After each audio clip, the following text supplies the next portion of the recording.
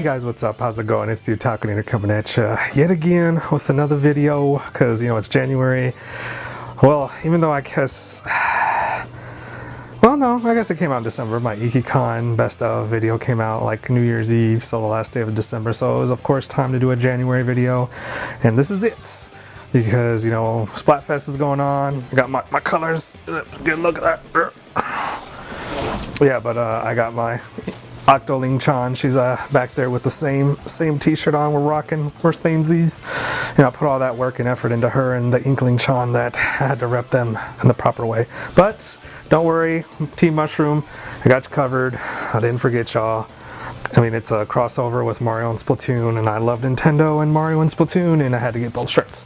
Anyway, moving on. So this week we actually had a lot of interesting stuff happen. Like we had the more detailed trailer on the Super Mario 3D World and Bowser's Fury, and on how that played out. Of course, I already memed that trailer, and I think everybody else on Twitter did.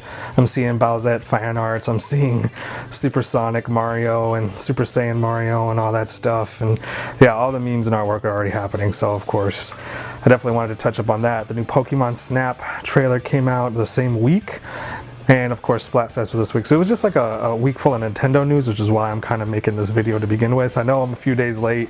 Most people and YouTubers kind of get on it and make it right away. But unfortunately, I have other things to do. And unlike them, I'm not doing this full time. So I'm gonna bring out these videos when I can get them out, but I still wanted to talk about the news for this week.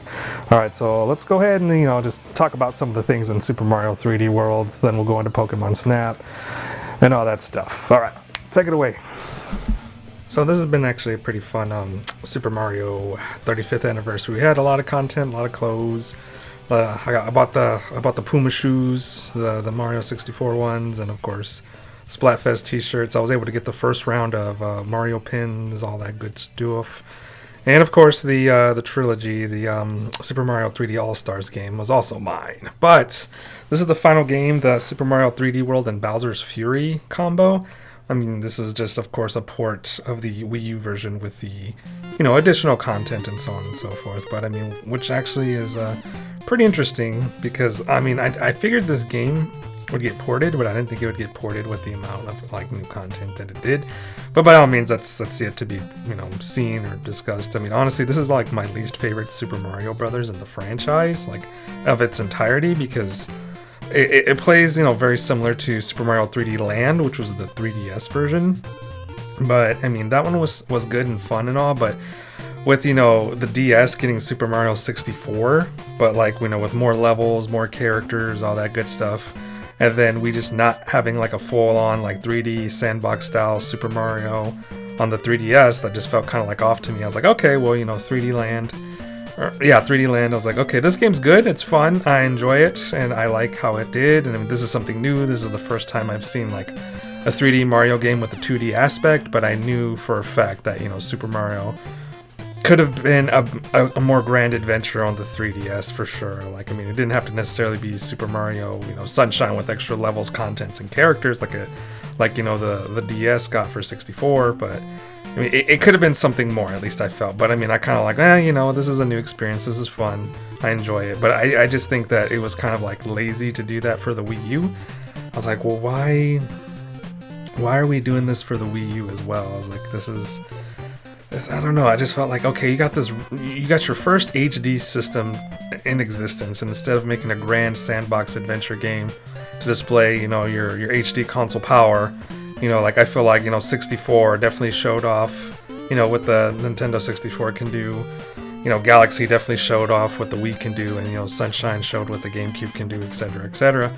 I just felt like this did not do it justice. I felt like you got your first HD console. It gave us Breath of the Wild, and it gave us Xenoblade Chronicles X, both being huge open world massive games. And then we got 3D Worlds. I mean, it was a sequel to 3D Land, so I was just kind of like meh about it. But now we're actually getting online multiplayer, which is really cool. I'm kind of definitely glad we're getting that.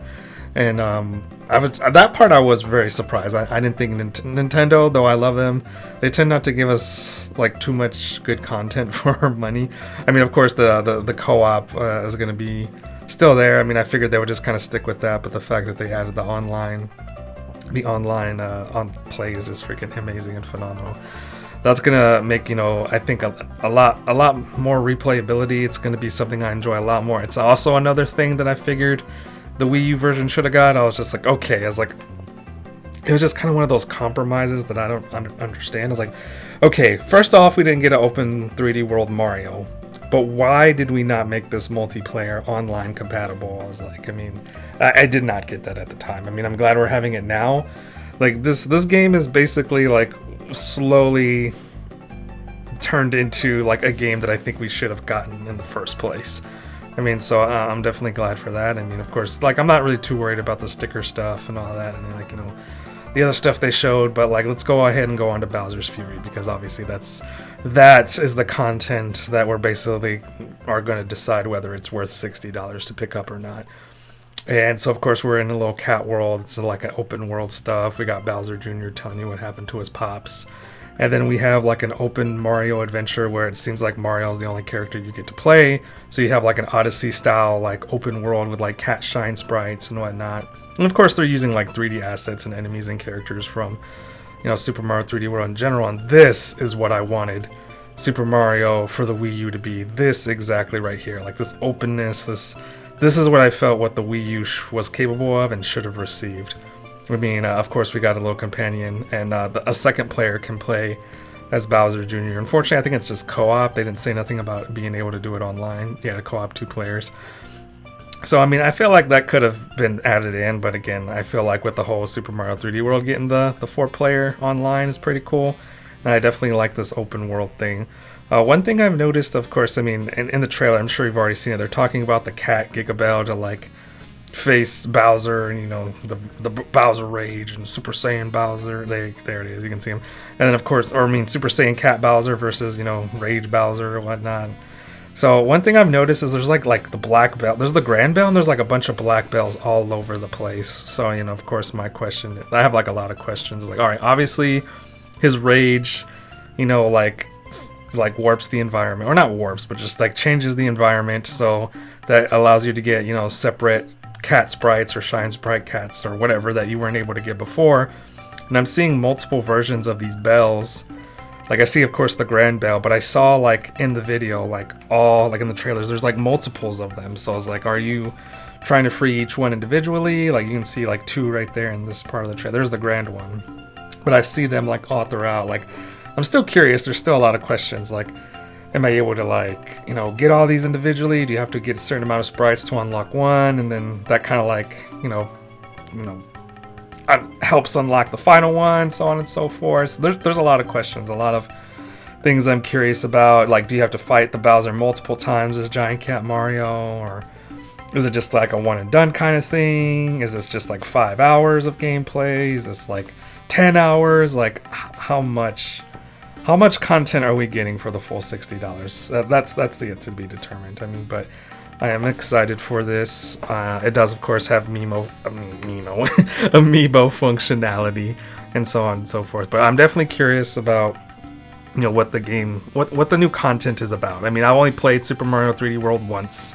I didn't really care for furry cat Bowser at the end. I felt like that was the first step in Bowser no longer becoming a serious villain, but more of a slapstick comedic, like, kid villain. I feel like Bowser was always taken seriously in the past, like Ganondorf, and I'm kind of glad to see him returning to this scary version of Bowser. So hopefully these questions will be answered, and I'll definitely pick up this game for sure.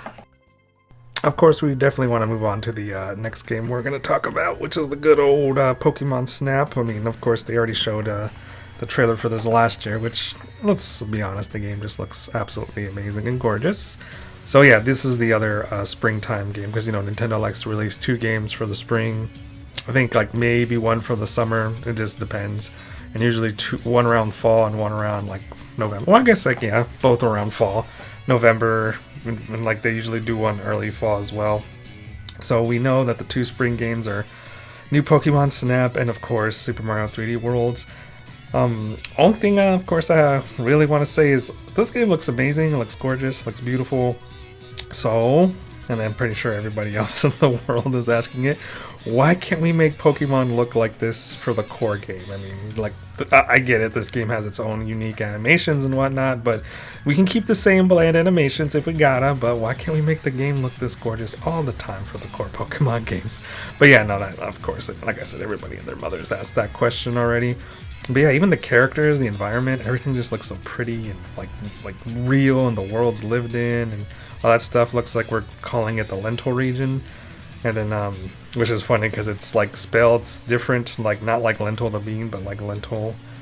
So you still say it the same. But yeah, I never played the original Pokemon Snap, so I mean, I really have no desire or care to get this game. I mean, it just for a full $60, I just personally I can't see myself feeling like it's worth it. I mean, of course, it's beautiful, like, don't get me wrong, this is definitely like, it really shows what I feel the Switch is capable of, but I don't know, just something about it is like, I don't think this is worth the full $60. I'm not really into too many Pokemon spin-offs. I'd rather just kind of care about the core games and I just play them, be done with them, and then kind of move on.